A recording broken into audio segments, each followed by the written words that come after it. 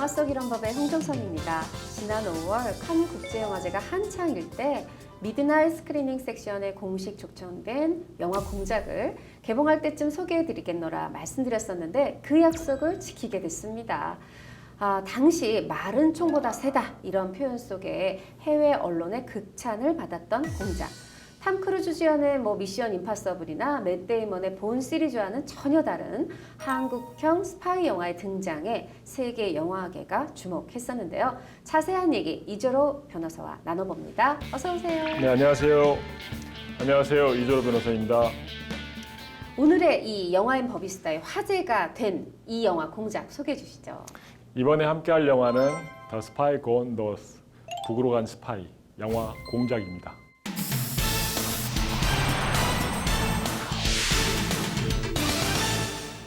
북한은 현재 IAEA 사찰 이후 원자로 가동을 전면 중단한 상태라고 주장하고 있어. 북주선에선 이미 핵을 가졌습니다. 완벽하게 장사치가 되어야 돼. 돈이 안 돼요, 돈이. 적들이 자네 정체를 알아챌 테니까 말이야. 나머지 두 명이 누군지 여쭤봐도 되겠습니까? 리체 또는 리명훈이라고 불리지. 박석영 선생을 좀 만나고 싶은데 말이야. 북한의 영향력은 상상을 초월하지. 왕후에서는 어떤 물건을 사고자 하십니까?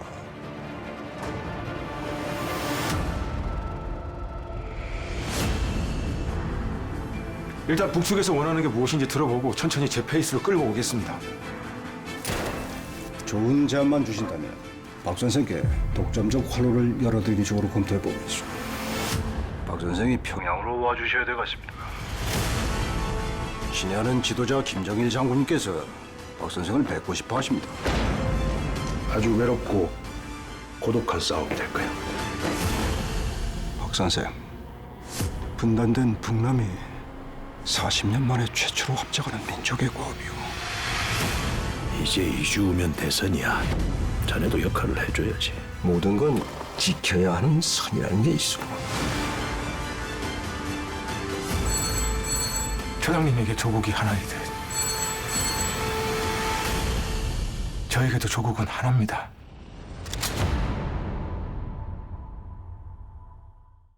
아니 스파이 액션 생각했다가는 총성 몇 번 나왔더라 할 만큼 사실 좀 결이 다르잖아요. 근데 저는 그래서 이 지적인 이 첩보극, 첩보 긴장극 이걸 굉장히 재밌게 봤는데 사실 호불호가 갈릴 수 있는 지점이거든요. 어떻게 보셨습니까?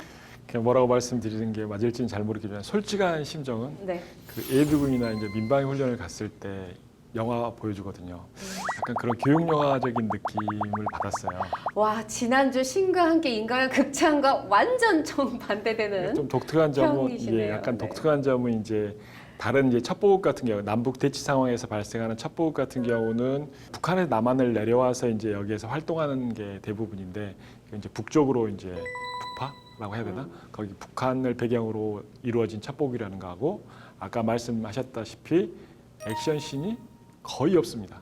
거의 대부분 이제 대화로 긴장감을 높이는 점이 굉장히 독특한 면이었던 것 같습니다. 그렇죠. 저는 그 독특한 면을 좋게 보시면 이 영화를 그래서 이 말로 주고받는 총질보다 무서운 이 신경전 이거를 따라가시면 재밌는데 한번 탁 놓치면 정말 영화 좀 아니다 싶으실 수 있을 것 같은데 이거를 두고 윤정빈 감독은 국악 액션이다. 이런 표현을 했더라고요. 그래서 저는 사실 되게 긴장미 넘치게 봤기 때문에 저는 첩보 긴장 극이라고 좀 하고 싶습니다. 그러니까 액션씬은 없었다 하더라도 이제 대화로서 긴장감을 끌어가는 부분에 대해서는 액션씬 들어간 영화 못지않게 긴장감이 있었던 것 같아요. 근데 저는 항상 남북 영화를 볼 때마다 대치 상황에서 첩보 영화를 볼 때마다 좀 씁쓸한 면이 있어요. 그러니까 가장 가까운데도 못 가잖아요. 우리나라 여권으로는 못 갈 나라가 거의 없다고 대부분의 나라는 갈 수 있다고 말하는데 유일하게 갈 수 없는 나라가 북한이잖아요. 거의 유일하게 갈 수 없는 나라가. 사실 이제 정치적 외교적으로는 분명히 북한이 먼 나라인데 그래도 심리적으로 좀 가까워지고 있다 싶은 설문을 제가 한 보도를 통해 최근에 봤는데 우리나라 국민중 10명 중에 8명이 통일 가능하다고 생각한다. 이렇게 얘기를 했고 심지어 47%가 만약에 통일이 돼서 세금을 더 내야 한다면 추가 부담하겠다. 이렇게 밝힌 게 있어요. 그래서 저 사실 좀 놀랐고요. 이제 또 우리 영화 배우 얘기 안 할 수 없죠. 유명한 배우들이 많이 등장합니다. 황정민 씨, 네. 주지훈 씨, 또 이성민 씨, 박성웅 씨, 조진우 씨 유명한 배우들 많이 등장을 하는데 뭔가 좀 약간 아쉬운 느낌이 들었어요. 약간 너무나 익숙한 연기라고 할 수도 있고 그 약간 새로운 뭔가를 강렬한 뭔가를 원했었는데 너무나 평범하다고 할 수도 있고 그런 느낌을 받아서 약간 아쉬운 면이 좀 있었습니다. 예. 근데 제가 이 공작에 출연한 배우들의 변호사가 좀 돼서 얘기를 드린다면 이게 지금 실화 사건 바탕이에요. 이 북으로 간 스파이 흑금성 실제로 이제 안기부에 고용이 돼서 활동을 했던 거기다가 실존 인물이고요. 이 흑금성 말고도 우리가 여러 실존 인물들이 이 영화에 나오죠. 이런 상황이면 배우한테는요. 사실은 표현의 자유를 제일 조금 줘놓고 제일 실감나게 표현해라고 하는 거거든요. 왜냐면 우리 머릿속에 다 그 인물이 있으니까. 그렇기 때문에 이게 쉽지 않고 게다가 이게 아주 또 민감한 남북 관련 소재예요. 이러다 보니까 사실 연기하기가 쉽지가 않아요. 그리고 정말 중간중간 막 총이라도 쏘고 막 차라도 이렇게 몰면 좋은데 정말 이 모든 긴장과 대결을 이 심리전으로 이 말로 표현해야 하니까 이건 정말 배우들한테 쉽지 않은 현장이었고 실제로 이 배우들이 이구동성으로 얘기를 해요. 촬영 끝나고 보통 이제 배우들이 이렇게 맥주 한 잔씩 하고 이러거든요. 그냥 각자의 숙소로 들어가서 골아 떨어졌다는 거예요. 왜냐하면 그만큼 진이 다 빠질 만큼 연기를 한 거예요. 그리고 특히나 이 두 명의 주연 황정민과 이성민, 흑금성과 이 리명우는 정말 나 이거 배우로 연기로 이 밥 벌어먹고 살아도 돼? 나 진짜 나 연기 너무 바닥이다. 이렇게 자신의 한계를 느꼈다고 해요. 저는 그런 만큼 좀 힘든 현장이 아니었나 말씀을 좀 드리고 싶네요. 저는 이 영화에서 가장 아쉬웠던 부분은 김정일 위원장이 나오잖아요. 실존했던 인물이잖아요. 아마 그 관객이나 국민들의 머릿속에 그 얼굴이나 모습이 그냥 다 떠오를 거예요. 그쵸. 근데 이제 약간 좀 차이가 있잖아요. 그래서 약간 몰입도가 떨어지지 않았나. 만약에 이제 뒤에서 찍는다든지 멀리서 찍는다든지 해서 이제 실존 인물과 차이점을 구분하기가 좀 어렵게 만들었으면 좀 더 몰입도가 있었을 수 있겠지만은 너무나 정면으로 나오는 부분이 많아서 약간 실제 인물은 저렇지 않았는데라는 그 느낌 때문에인지 약간 몰입감이 좀 떨어진 면이 분명히 있었습니다. 일단 몸집도 좀 더 작죠. 근데 저는 저 배우 누구지? 김정일은 분명히 아니고 누구지? 제가 아는 머릿속에 배우들의 그 목소리를 가지고 추리를 하다 기주봉 씨구나. 그러고 나니까 기주봉 씨의 얼굴이 안 보이는데 좀 이런 생각이 들면서 저는 사실 좀 재밌게 봤는데 물론 이 변호사 말씀처럼 뒷모습이나 뭐 이렇게 약간 옆모습으로 예를 들면 영화 강철에서는 계속 이렇게 볼록한 배만으로 김정은을 표현했잖아요. 뭐 그렇게 할 수도 있었겠지만 사실 좀 대사가 많았고 윤정빈 감독이 요 북한 부분에 대한 어떤 욕심, 자부심이 있었던 것 같아요. 자료화면 써도 안 돼. 옆모습도 안 돼. 정면 돌파. 북한에 나오는 이 평양 시가지라든가 여러 가지 그 회의 장소 이런 것들을 대충 CG로 좀 해도 될 텐데 다 세트를 지었어요. 여기에 어마어마한 제작비가 들어간 거예요. 그러다 보니까 이 김정일 부분에서도 이렇게 실제 배우가 해야 된다 이런 생각이 들었던 것 같고 그런 욕심 속에서 영화의 제작비는 200억이 되었고 우리는 보다 생생한 저거 CG거나 아니면 미니어처로 제작한 줄 알았는데 그냥 평양 시가지를 다 그렇게 실제로 세트로 구현을 했네요. 그래서 딱 호불호가 갈리는 것 같습니다. 호 기자님, 네. 보러 저. 그래서 기자님은 재밌게 보셨고 저는 그냥 소소하게 봤다는 그런 것 같습니다. 예. 네. 호인지 불온지는 시청자 여러분께서 나는 어느 쪽인가 직접 확인해 보시길 바라고 이 영화 속에 또 숨어있는 법을 우리 영화엔 법 있으다 코너명답게 한번 들어가 볼게요. 자, 먼저 이 북으로 간 스파이 흑금성 황정민 씨가 연기했죠. 이 사람의 목적은 이 북한의 어떤 대외적인 외화벌이의 실세인 리명훈과의 접촉이에요. 근데 리명훈 옆에 한 사람이 더 있어요. 주지훈, 정무택 보이부 과장인데 리명훈은 뭔가 이 흑금성한테 호의적인 것 같은데 이 정무택 과장은 아주 뭔가 싫어해요. 막 경계해요. 직업이 보이부, 우리로 치면 안기부 같은 곳이다. 근데 그냥 그렇다고 아무리 심한다고 그냥 딱 이마에다가 총을 확 겨눠요. 안 쐈지만 이거 범죄죠. 이건 협박죄가 될 수 있습니다. 협박죄는 이제 해악을 고지함으로써 상대방의 의사결정 자유를 침해하는 게 협박죄인데 말 그대로 겁주는 게 협박입니다. 그래서 지금 내용 같은 경우 보면은 그 황정민 씨 흑금성이 겁을 안 먹잖아요. 쏠 테면 쏘보라고. 네. 그러니까 이게 협박이 안 되는 거 아니냐, 협박의 미수가 아니냐라고 생각을 할 수가 있는데 진짜요? 생각할 수가 있지만 현실적으로 협박죄가 됩니다. 왜 그러냐면 일반인 관점에서 봤을 때 총을 겨눠서 쏘겠다라고 하면 공포심을 일으키지 않을 사람들이 거의 없을 겁니다. 없죠. 어떤 사람에 따라서 공포심을 일으키면 협박죄, 일으키지 않으면 협박죄가 아니다라면 똑같은 행위를 했는데 배짱이 있고 배포가 큰 사람들한테 협박을 하면 그 사람 협박죄가 안 되고 소심한 사람한테 협박을 협박죄가 된다고 하면 좀 말이 안 되잖아요. 그래서 일반인 관점에서 봤을 때 이러한 행위 같은 경우 보면 사회적 상황이라든지 지위라든지 친분관계가 다 따져봤을 때 이 정도면은 공포심을 일으킬 만하다라고 하면은 협박죄가 됩니다. 그래서 이걸 보면 협박죄 미수가 아니냐, 겁을 안 먹었으니까라고 생각을 할 수가 있지만은 분명하게 협박죄가 성립될 것입니다. 그렇죠. 게다가 딴 사람도 아니고 보이부 과장이 꺼낸 총이면 이거 진짜 총인데 그죠, 예. 정말 달달달달 떨릴 수밖에 없는 상황이니 협박죄 맞고요.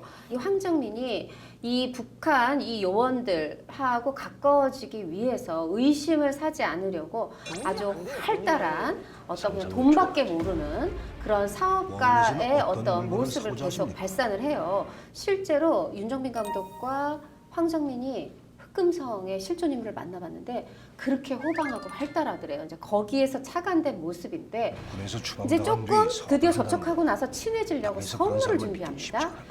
롤렉스 시계. 근데 사실 이게 진품이 아니라 이제 극 중에서 위조 시계, 위조품을 주는 거란 말이에요. 시쳇말로 짝퉁. 이거 짝퉁은 이거 사기죄죠. 상대는 지금 진짜인 줄 알고 봤는데. 사기가 안 될 것 같습니다. 그래요? 상대를 속였는데? 그러니까 사기죄 같은 경우는 다른 사람을 기망을 해가지고 재물을 교부받거나 재산상 이익을 취하거나 뭐 제3자한테 뭐 이런 이익을 취하게끔 해야 되는데 선물은 단지 호의적으로 이렇게 주는 거잖아요. 어떤 이익을 취한 게 아니라 예를 들어서 그 롤렉스 시계를 주면서 돈을 받았다. 진짜라고 하면서 팔았다라고 하면 리명훈한테 팔았다라고 하면 사기죄가 될 것입니다. 근데 다만 여기 내용에서 이제 리명훈이 거기에 대한 답으로 고려청자를 팔아서 5억인가 얼마에 팔아서 갖다 달라고 말하잖아요. 가짜인데 진짜인 것처럼 속여서 5억에 팔아오라고 말했으니까 이 부분은 사기가 될 수가 있습니다. 그런데 흑금성이 속지 않았기 때문에 사기의 미수가 되는 거죠. 그렇죠. 만약에 흑금성이 관계 좀 좋게 하려고 돈가방에다 5억 갖다 줬다면 이익을 편취했으니까 재산상에 편취를 했으니까 사기인데 그냥 약 같은 거 갖다 주면서 이거 뭐 짝퉁 시계 줬다고 또 짝퉁 청자 줍니까 했으니까 미수가 되겠네요. 근데 여담인데 이 영화 속 롤렉스 시계는 진짜입니다. 왜냐하면 아무리 스토리상에서 이걸 위조품이라 했다 해도 그 위조품을 차고 뭐 이 스크린에 노출시키면 불법이기 때문에 요것도 진품으로 구하느라고 제작비 들어갔다는 후문이고요. 자, 또 제가 사기죄 관련해서 하나 더 여쭤볼게요. 이 아주 어렵게 해가지고 드디어 이 흑금성이 베이징에서 리명훈을 만나는 걸 넘어서서 평양까지 들어가요. 근데 이때 또 우리 의심많은 젊은이들이 피를 뽑아요. 왜 뽑느냐? 너가 지금 나쁜 질병을 우리 김정일 위원장께 전염시키면 안 되니까 이러면서 신체 질병 검사를 한다고 하지만 요거 거짓말이잖아요. 다른 목적 있잖아요. 이것도 사기죄 아닌가요? 그러니까 사람들이 이제 거짓말하면 사기라고 생각을 하는데 그렇죠. 보통 거짓말할 때 거짓말하지 말라란 말도 하지만 사기치지 마란 말도 하잖아요. 맞죠. 그런데 이제 일반적인 쓰이는 말이고 지금 같은 경우는 속여서 기절시켰고 치조까지 했잖아요. 아마 이제 상해죄가 될 가능성이 큽니다. 예를 들어서 이제 뭐 피 같은 것도 재산적 이익이라고 보면은 사기죄가 억지로 성립될 수도 있겠지만은 통상적으로 이런 것 같은 경우는 상해죄가 성립되지 사기죄는 성립되지 않을 것 같습니다. 사기죄는 재산상의 어떤 관한 범죄고 이건 신체에 대한 거니까 상해죄다. 아주 정리 확실히 됐고요. 자, 또 이 영화 속으로 들어가서 질문 드릴게요. 북한에 들어간 흑금성이 살짝 정무탱한테 주지훈한테 제안을 해요. 뭐냐면 어떤 고려시대 청자 이런 걸로 외화벌이 뭐 비자금 만들려고 하지 않느냐. 근데 내가 어떤 학자한테 들었는데 영병 근처에 이 고분이 있는데 그 안에 굉장한 문화재급의 이런 유물이 있다더라. 그거를 발굴하자. 그래서 그러면 위원장도 칭찬할 거 아니냐. 막 이러면서 약간 좀 권유를 해요. 근데 진짜 만약에 독을 하면 역사적 의미가 있는 건데 이거 막 처벌되지 않아요? 당연히 처벌됩니다. 그러니까 매장 문화재 보호 및 조사에 관한 법률에 의해서 도굴죄 등으로 처벌됩니다. 보통 일반적으로 이제 제사 지내는 묘 있잖아요. 그건 분묘 발굴죄로 처벌됩니다. 요즘은 이제 거의 대부분 화장을 하지만은 옛날엔 토장, 그쵸. 땅에다 이렇게 했잖아요. 장례를 치렀잖아요. 거기에서 이제 이장을 한다든지 할 때 절차를 거쳐서 하는 건 문제가 안 되는데 마음대로 그 다른 사람들이 제사 숭배의 대상이 되고 있는 묘지를 마음대로 파서 해친다든지 옮겨버린다든지 하면 이건 분묘 발굴죄가 되고 고분을에 들어가서 매장 문화재를 마음대로 발굴해서 도굴한다 그러면 도굴죄로 처벌될 수가 있습니다. 네, 아주 사소한 질문일 수 있는데 조준웅 씨 얘기 좀 하고 싶어서 하는 질문인데 이 영화에서 보면 이제 이 안기부의 대외 협력부의 이 최 실장이 대선을 앞두고 북한에다가 어떤 무력적 침공을 요구해요. 그럼 뭔가 이제 안보 의식이 강해져가지고 여당이 당선이 되라고. 근데 북한에서 이걸 응하지 않아요. 무슨 일이지? 하고 보니까 이 일을 틀어지게 한 장본인이 흑금성이라는 걸 알고 열이 팍 받쳐가지고 자신의 전화기를 빵 내던져요. 이거 무슨 파손, 기물 파손죄 뭐 이런 거. 근데 자기 거 전화기라 하면은 재물 손괴가 안 됩니다. 네, 다른 사람 거 전화기였다라 하면 재물 손괴가 될 수도 있고. 근데 이게 이제 안기부에서 지급된 전화기를 던져서 부셨다. 그러니까 공무소에서 사용하는 거잖아요. 사용하는 전화기를 던져서 약간 손상시켰다라고 하면은 공용서류 등 무효죄가 성립할 수도 있습니다. 그러니까 공용서류 등 무효죄 이제 거의 처음 이야기하는데 공무소에서 사용하는 서류 기타 물건, 전자기록 등 특수매체 기록을 손상 또는 은닉하거나 기타의 방법으로 효용을 해치면 성립하는 범죄인데 이게 어디의 소유물인지에 따라서 달라질 것 같습니다. 제가 여기서는 지금 흑금성에 대한 정보를 공유하는 전화였으니까 이게 아마 나라의 거가 아니었을까 그럴 싶어서 가능성이 커 보입니다. 그쵸, 죄가 될 것 같고. 자, 여기서 또 하나 질문 드릴 수밖에 없는 이게 피해갈 수 없는 게 자, 흑금성 관련해서 이 사람의 이제 결말이 되게 비참해요. 어떻게 보면은 조진웅의 비위도 거슬렸고 대선에도 악영향을 미쳤고 이 안기부 입장에서 보면 그래가지고 이제 버리는 방법으로 대대적으로 이제 보도가 나오게 하죠. 신문사에서 정보를 흘려서 일명 나는 안기부의 직원이었는데 간첩으로 등록돼서 처벌을 받아요. 현실에서도 안기부 직원인 조진웅의 이러한 선택, 언론에 흘려서 대대적인 보도가 간첩이야 나오는 이거 죄가 될까요? 간첩이 아니잖아요. 그렇죠. 현실적으로 흑금성은 간첩이 내용만 봤을 때 아닌데 허위 사실을 신문사 쪽에 몰려 흘려서 그 신문에 의해서 보도되게 했으니까 출판물에 의한 명예훼손죄가 성립될 수 있습니다.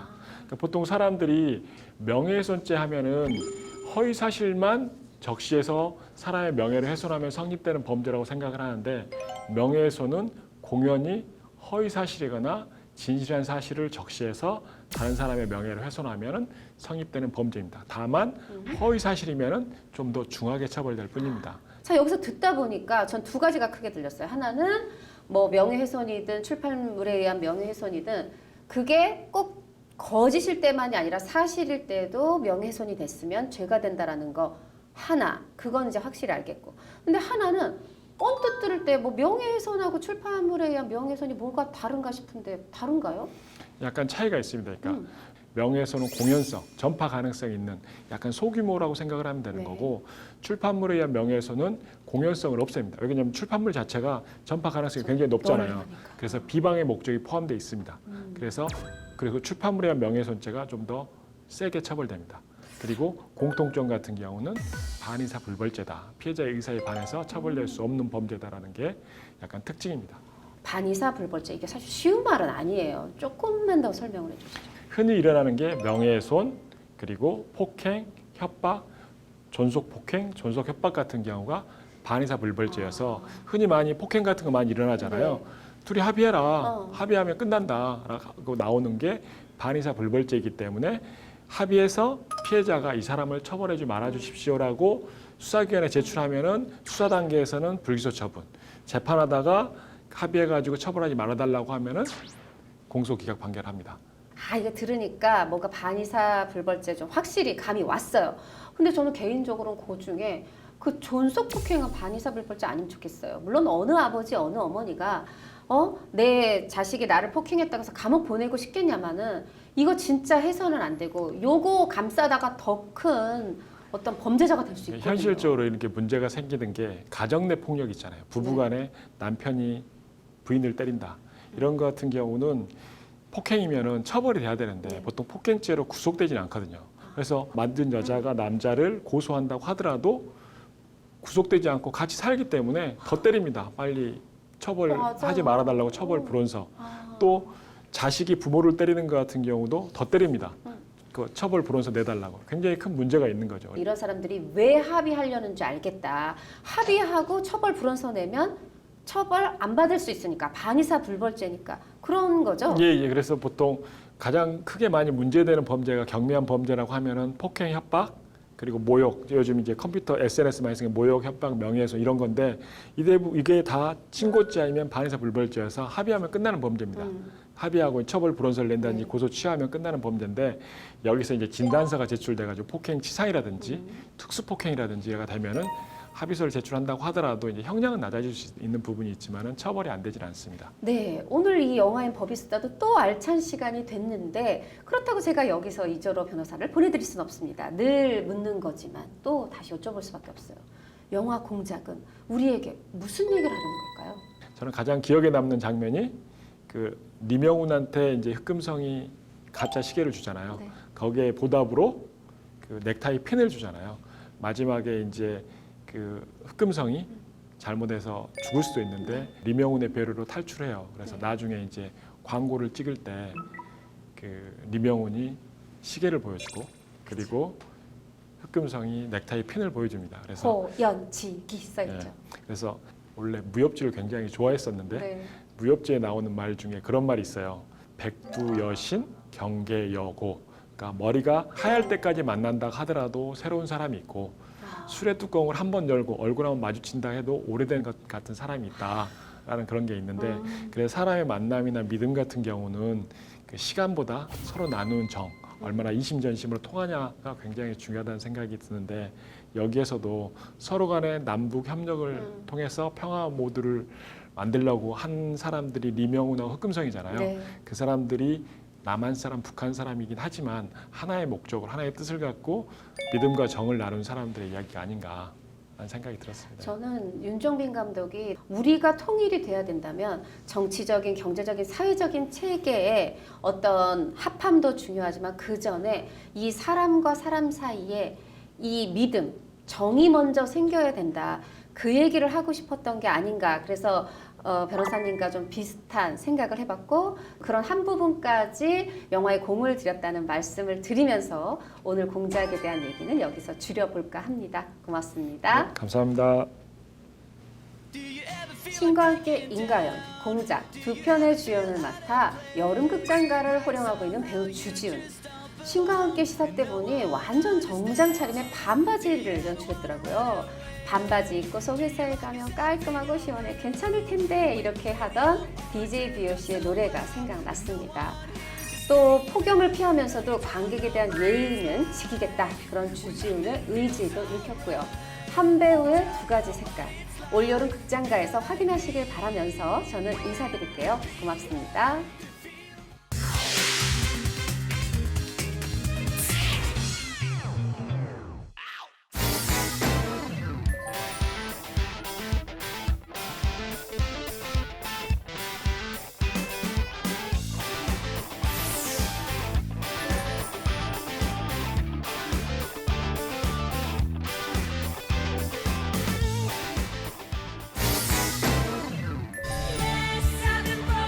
These are my dad's. It takes three great men to create such a woman.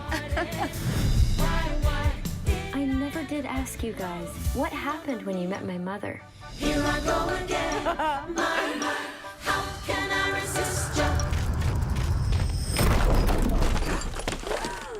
But the world is wide. I want to make some memories. There's an island, Kalikari. People used to think if you sailed on from there, you'd fall off the edge of the world. That sounds like the place for me. I'm Bill. I'm Donna. He is literally the handsomest man in the world. Except for this guy.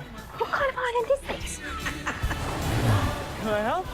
Woo! This whole place is incredible. I think we should stay here together.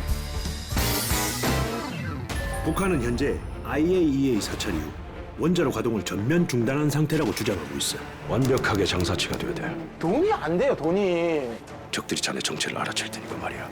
리책 또는 리명훈이라고 불리지. 박석영 선생, 선생을 좀 만나고 싶은데 말이오. 북한의 영향력은 상상을 초월하지. 왕후에서는 어떤 물건을 사고자 하십니까? 박 선생이 평양으로 와주셔야 되겠습니다. 친애하는 지도자 김정일 장군께서 박 선생을 뵙고 싶어 하십니다. 아주 외롭고 고독한 싸움이 될 거야. 박 선생, 분단된 북남이 40년 만에 최초로 합작하는 민족의 과업이오.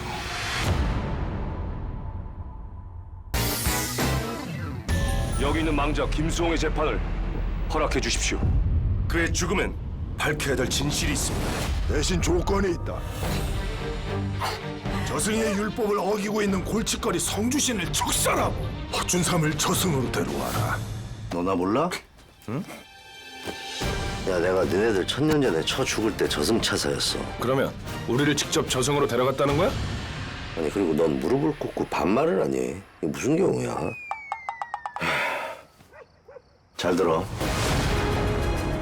우리가 현동이 입학시 때까지 기다려줄게. 대신 우리 기억을 찾아줘. 천년 전 고려시대 최고의 무사.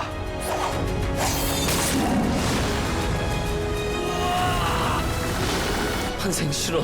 김수홍 그만! 듣고 싶습니다, 성주신님. 나쁜 인간은 없다는 거. 나쁜 상황이 있는 거지. 도대체 이렇게까지 하는 이유가 뭐야? 천년 전 일이라고! 그 사건은 누군가에 의해 은폐되었습니다. 염라 대왕님께 마지막으로 묻겠습니다. 기회를 주십시오.